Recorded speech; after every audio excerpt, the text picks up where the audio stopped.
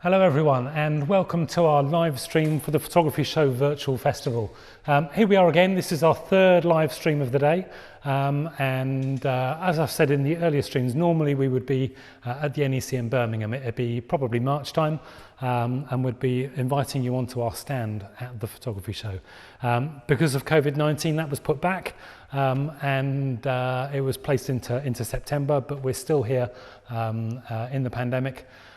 So the organisers have put on a live virtual event for us, and so what we thought we'd do is try and bring that event live into your homes, or into your workplace, or maybe onto your mobile device as you're wandering down the high street. You can still join us in our live environment here. So we have 3 live broadcasts, as I said. 2 of them were a bit earlier today, but don't worry, if you want to catch up on those, we will be doing the same live feeds tomorrow morning. So at 10:30 we'll be looking at travel zoom lenses. At 1 o'clock we're going to be looking at the Sony FE lineup of lenses, where there are now 7 lenses, which is great for any Sony FE mirrorless camera user. But in this session, it's 4 o'clock, and in this session we're going to be looking at the Canon and Nikon mount lenses, the latest offerings to come out of the Tamron stable. There's quite a few lenses. I'm just going to take you a little bit back in time about where they've come from, some of those lenses anyway, and yeah, then we'll run through those bits and pieces. So today on the desk I'm joined by Alex. Alex is looking after all of the technical side, and we're just going to go through those Canon and Nikon lenses.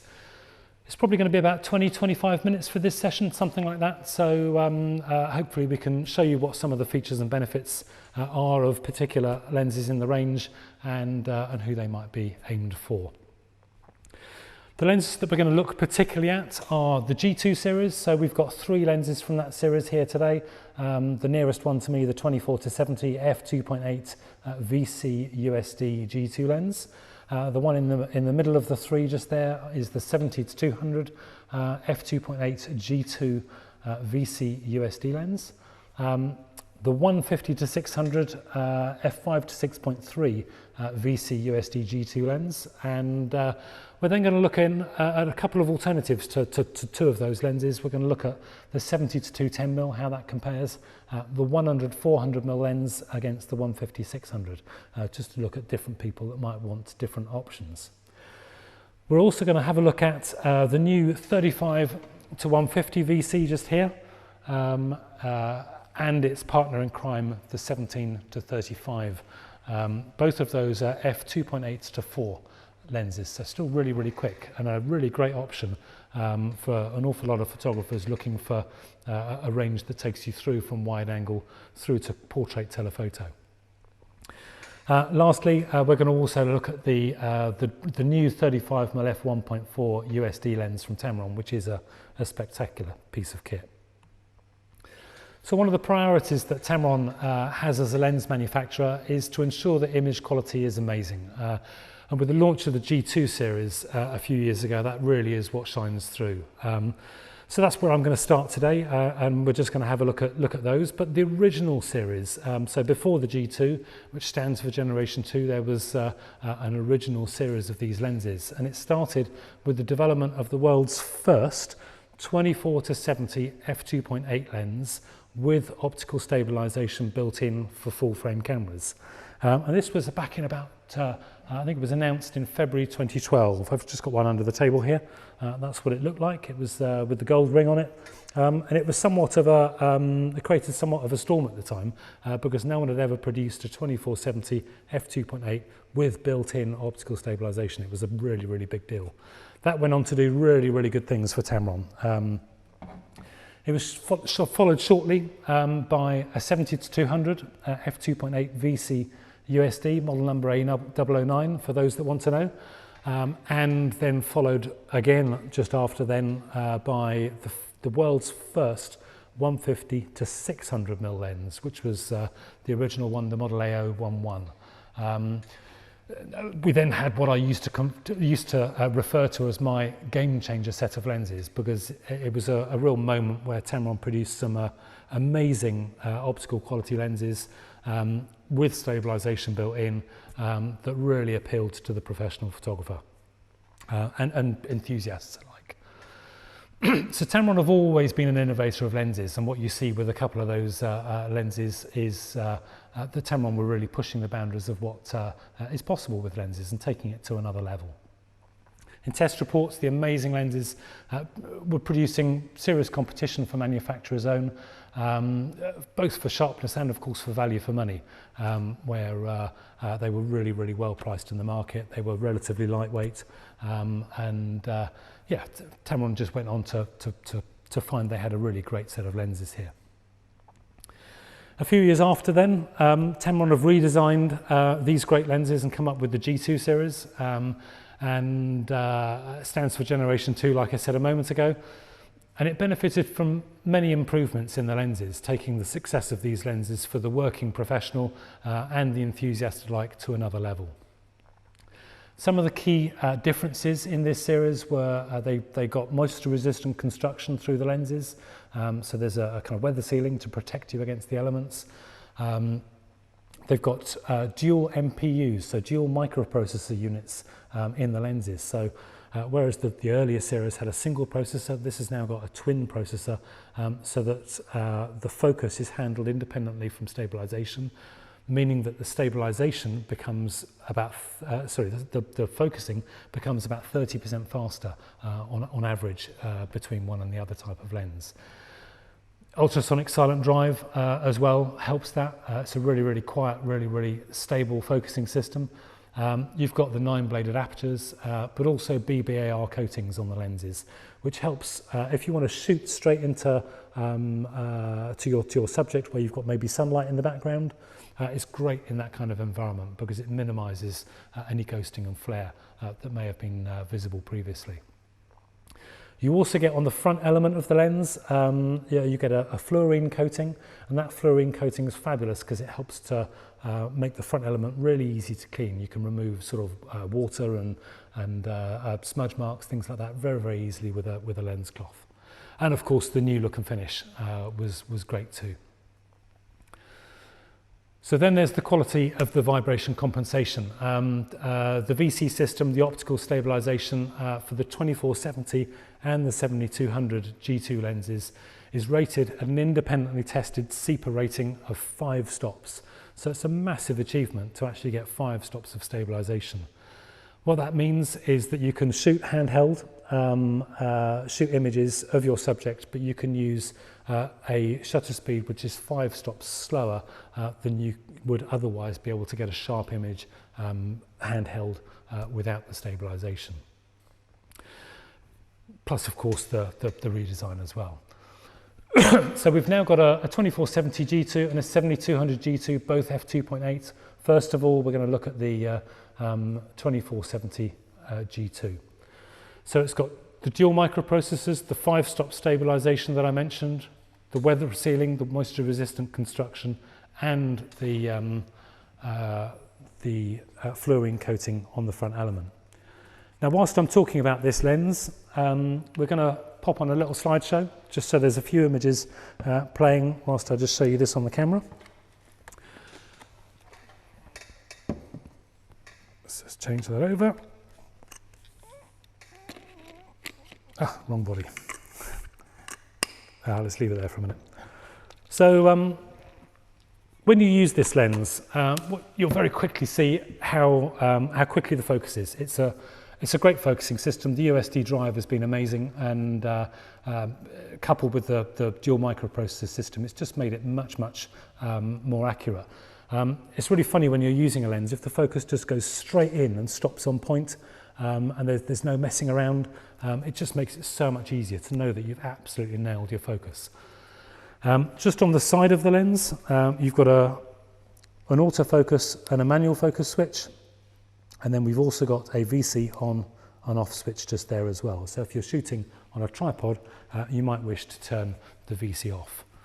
But it's the images that speak for themselves with this lens. They're just eye-poppingly sharp, and you'll find that the focus just locks onto its point really, really easily. The other thing that you'll find with the stabilization is you're looking through the lens and it just feels like the whole world stops when you have to press the shutter or back button focus just to get your subject nice and stable. It's just an amazing thing. Weight for this lens, it's about 900 grams, fit dependent. A minimum focus coming down to 36 centimeters, so you can get in pretty close to your subject too. Both the 24-70 and the 70-200mm lenses are common workhorses for the working photographer, and they cover a huge amount of what you'd need for weddings, portraits, commercial photography, etc. So this lens is also then partnered with the 70-200, which I've got just here. Both the same kind of finish. On the 70-200, there are a couple of extra switches just on the side. We've got a focus limiter, which can be in the full position, or there's a position that takes it from infinity to 3 meters. So if you're working at the longer end of focus, you can make sure it just stays there and it doesn't come all the way back to the closest focus point of 95 centimeters. You've also got the AF manual focus switch, the VC on and off button, but then there's a VC mode switch. You've got modes 1, 2 and 3. And those modes are for, number 1 is just for general photography, and you'll get a stabilized viewfinder image as well as a stable image when you fire the shutter. Mode 2 is for panning, so it's going to have the algorithms tuned for items and birds and things that are going across the field of vision. And number 3 is what I call max, and it basically gives the most energy from the stabilization into the moment that you fire the shutter. So you don't have a stabilized viewfinder image, you just get the stabilization at the point that you actually fire off the shot. The weight of this lens comes in at about 1500 grams, and like I say, the minimum focus is right down to 95 centimeters, so you can get pretty close to subjects both at 70mm and at the 200mm end of the range. If we play out a few images from this lens as well, you'll find that the 9-bladed aperture in it, it also gives you a lovely ability to blur out the sort of out of focus details behind the subject. So you can really play with that and play with separation to make sure that you can really see the max out of what you want to see from the subject. It's really a nice piece of kit. I've used it on many occasions, been out with it, and yeah, even if you're focusing on things that are pretty close, it's giving some lovely results. So you just get this super smooth background from what we've got there. Now I'm going to move on and just show you another alternative as well, because not everyone has got the affordability, I suppose, but also some people don't want to carry around a lens that's quite as quite, you know, 1.5 kilos. It's a reasonable weight, but I quite like as well the 70-210. You see, if I pop them side by side, just over here, it's a little bit thinner, it's a little bit shorter, but weight-wise, it's 850 grams for the 70-210. It's an f4 rather than an f2.8 lens, and again, if we just play out a few images here, but I've got one of these myself, so I've taken it out to car shows and things. There's just a few images of cars that we'll play through, and I just really like the size of it. I like the convenience of it, and I like the convenience on a full frame body. I'm using a D810 myself, and I think when you connect this lens, it just gives you a nice, reasonably lightweight package to be able to go out and still get that separation of your subject and still blur the backgrounds out. It's also still got a very fast focusing system. It's USD drive, and 70 through to 210mm is really nice and convenient as a range in the same kind of way. So I'm a real fan of that particular lens. Hopefully you'll see from some of the images that it's really sharp, and yeah, it's a great option as well. Then we've got the 150 to 600mm. This is a great lens. It's just pop that one back over there. So the 150-600 G2 has got the same range as its earlier sibling, but this one again benefited from the same feature set of the G2 series with the faster focusing, the more accurate VC, and so it's all round an improved lens. Weather sealed all the way through the seals, all the moving parts of the lens as well, so that's a really, really nice feature. And it also gave you the addition of that 3-mode stabilization as well. So we've got normal mode, panning mode, and also the max mode that I was talking about, where you just get all the energy going to the moment that you fire the shutter. The focusing system as well has got a switch on it, so you've got full focusing, or you can limit it with the limit switch down to 10 meters, and then 10 meters down to 2.2 meters as well. So you've got the flexibility to be able to choose the distance that you're supposed to be using the lens at as well. We've got a few images here shot with both this lens and the earlier generation lens. I found with the first lens, when I used to go out, I shot some pictures of birds. I was never a bird photographer at all, something I'd never really done. And all of a sudden I found myself in a position that with the reach of a lens like this, suddenly it just puts you in a different position to be able to capture images that you didn't realise were possible. And so it's been a great eye-opener for me. And then even at air shows and things, it's been fabulous, being able to really reach up and get that picture of that plane in the sky that normally would be a small speck within a frame that you then try and crop into at a later date. If you're using the 150-600 on a crop sensor camera, that's great as well, because this becomes up to about a 900mm lens, which is just ridiculous. It's amazing. Plus, if you use it with a matched Tamron 1.4 times teleconverter, it's taking you way on from there, so that effectively you can pretty much see into a different county, can't you? So it's a really nice bit of kit. For those looking for a macro option as well, this is still a really sensible lens. 150-600 will focus at 600mm down to 2.2 meters. So ultra tele macro work becomes a really great possibility if you're taking pictures maybe of flighty subjects, butterflies and the like. It's really, really good for that and gets you down to a 1 to 3.9 magnification ratio. You've also got just on the bottom there, it's very worth a mention, it's the tripod mount, really, really comfortable to hold if you're carrying the lens, but it's also Arca Swiss compatible. So if you've got an Arca Swiss compatible tripod, you can just slide the lens on and lock it away without having to attach a quick release plate to it, which is a really nice bonus as well. Now, some of you as well, you may be looking for other options, so I'm just going to give a mention to the 100 to 400mm as well, which I've got just here. This again, I think it's a great choice. This was my choice of lens. It's the first Tamron lens to have a magnesium coarse construction, so real weight savings gone into this lens that makes it just over 1100 grams, which is again a remarkable thing for a lens that goes 100 right the way through to 400. I really like it as an option. If you're using crop sensor again, it takes you to the equivalent of about 600mm, which is a really nice thing. So it's a very, very nice solution.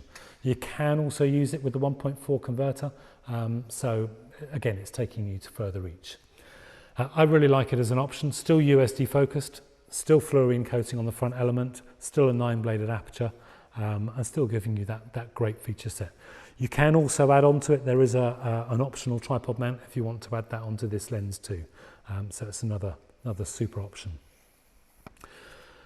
Focus on the 400mm on this one down to 1.5 meters, which is giving you 1 to 3.6 magnification. The other thing I should mention, just grabbing one from the cupboard, is that all of these lenses are also compatible with the tapping console, so you can connect it to your computer, you can update the firmware, and you can make modifications to the focus limiting and how the lens performs at various different focal lengths. So that's another really nice addition that you can add to your range of lenses. Another set of lenses recently introduced is, I'll just move on to the 35 to 150, just here, and the 17 to 35, just here. And they're two new lenses designed to give full frame photographers another option really, to cover 17 through 350mm. Just pop this one onto a camera.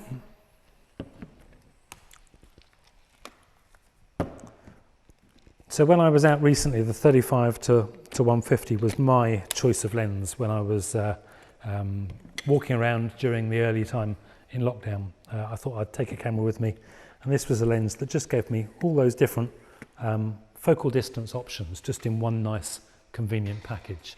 The amazing thing is it still gives you f2.8, so at the wide end it's an f2.8 lens, and then it's just f4 at the telephoto ends at 150mm. So as a package, it's a fabulous bit of kit, really lightweight, just to have that one lens with all that facility on your camera. Again, we've got a few slides that are going to play out of the 35 to 150, which shows off the wide angle shots and then a telephoto shot just to show you the variation between the two in a similar environment. And there's some images of a bench as well, where I've focused quite close onto the bench that just shows how you can get really good separation between your subject and the background behind it. I just felt the shape of that was quite interesting. So it's got an optical silent drive, OSD just on the lens. That's optimized silent drive, which is Tamron's new focusing system. It's very, very fast. It's very, very precise. It's a moisture resistant construction, so we've got weather resistant seals through the moving parts of the lens, and it makes it hugely versatile as a portrait lens, for instance. So 35, 50, 85mm, 135mm, 150mm. It's got all of the focal lengths that you need for capturing fabulous portraits.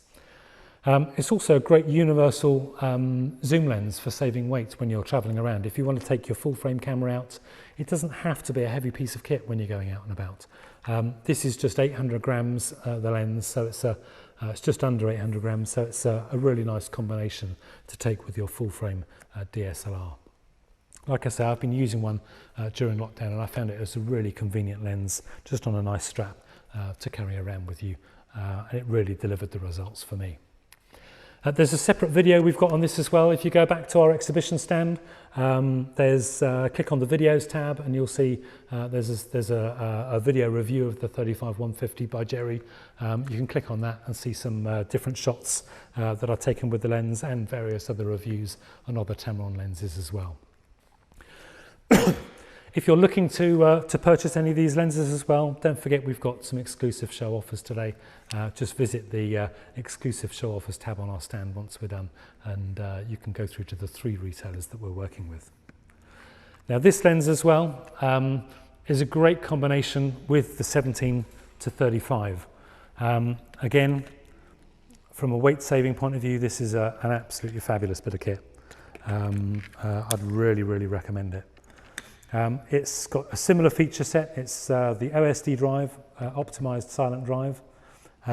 It's f2.8 to 4, so it's got the same aperture set as the 35 to 150, and it was developed in combination with the 35 to 150 to give you a set of lenses that gave you everything from wide angle right the way through to telephoto. It's a really nice, nice setup. Fluorine coated front element again. So great to protect you from the elements. Now we'll just show you a couple more pictures here. There's a couple that I've shot with the 17 to 35, just giving you an idea of the kind of angle of view that you get from this particular lens. From a weight saving point of view, it's just 460 grams. It's nice and small in its construction, so for a lens that goes down to 17mm for full frame, it's a really nice bit of kit. Who says you need mirrorless to go lightweight? 28 centimeter minimum focus gives you the ability to shoot really close at wide or tele, so it gives you really nice opportunities to separate out your background using that aperture to its best effect. The 2 lens combination, I think it's a real great set of lenses. Finally, I've got the last lens that I'm going to present to you in this set, which is the new 35mm f1.4 USD lens from Tamron. Just pop its cover back on there. Marvellous. So this lens was designed quite recently, 35mm f1.4. It's a really nice size on the camera.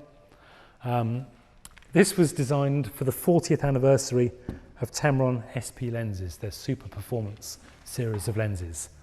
And in its engineering stage, it was designed to be the best lens that Tamron had produced of all time for their 40th anniversary, like I say, of the SP series. Can you imagine? You're a young lens designer in Japan working for Tamron, and the president comes in and says, I want you to make a 35mm and I want you to make it the best lens we've ever made. No pressure. But on every level, they've delivered, and this is an absolutely spectacular lens. It's something that the engineers should be really proud of. I'm sure they will be, and it's a real benchmark lens for Tamron and everyone else, really. It's also, recently it's come down in price as well, so there's a great opportunity for you. You'll find there was a saving a little while ago, plus of course there's show deals on as well, so it's a great time to go out and invest in a fabulous bit of kit like this one. If you're looking for a 35mm f1.4, surely it's got to be way up there at the top of your list. It's ultrasonic silent drive, so it's got the benefit of all of that development, but it's got a dynamic rolling cam in this particular lens, which makes it smoother, quicker, faster, and it locks on really, really well. It's got a 30cm minimum focus, so you can still get up close and personal with it. It's got the BBAR2 coating, but it's the G2 version of the coating, generation 2. So it's even better at suppressing any flare, any ghosting. Just gives you really nice sharpness, great contrast, great clarity in the lenses. The images that you shoot with this are just eye-poppingly sharp. They're really amazing. Fluorine coated front element again, 9-bladed aperture. It's a real delight to use. So I hope those of you that are looking for a 35mm lens give this some really serious consideration. We think it's a really great bit of kit. So thanks very much for listening. If you're interested, like I say, in purchasing a lens today, taking your virtual lens home with you, we've got some exclusive show offers. Click on the window that says show offers on our Tamron booth, or click on the buy it tab down the bottom in the text. That'll take you through to the 3 retailers that we're working with today. That's London Camera Exchange, Wex Photo Video, and Camera World. And they've got, just have a browse through the offers on their web links, just in that link there. I'm sure they'll be able to help you. If you've got any questions for us, you can always click on our live chat on our exhibition stand, and we'll be delighted to come back and try and help you with any questions that you might have. Also come and find us on Facebook. Again, there's a link on the stand, or you can go to Tamron Lenses UK on Facebook. It's a great place to come and find all the latest information about Tamron lenses. But there's also a Tamron Lenses UK community as well. So as a separate Facebook group, user group, if you've got a Tamron lens and you want to post your pictures and show other people what you've managed to achieve with it, then join the user group. It's a great place, really friendly community, and I'm sure everyone would love to see your pictures too. There's also, just last of all, a free competition where you can enter to win a Peak Design Tamron Edition slide light strap. So we're giving a few of those away, so just join the competition, send your entry form through, answer a few questions, and you never know, you might win a Peak Design slide light Tamron Edition strap. Thank you very much for listening, and we'll be back tomorrow with the same set of presentations. So if you want travel zooms, it's 10:30. If you want Sony FE lenses, it's 1 o'clock, and we'll be running a similar presentation to this one about the Canon Nikon fit lenses at 4 o'clock. Thanks for listening.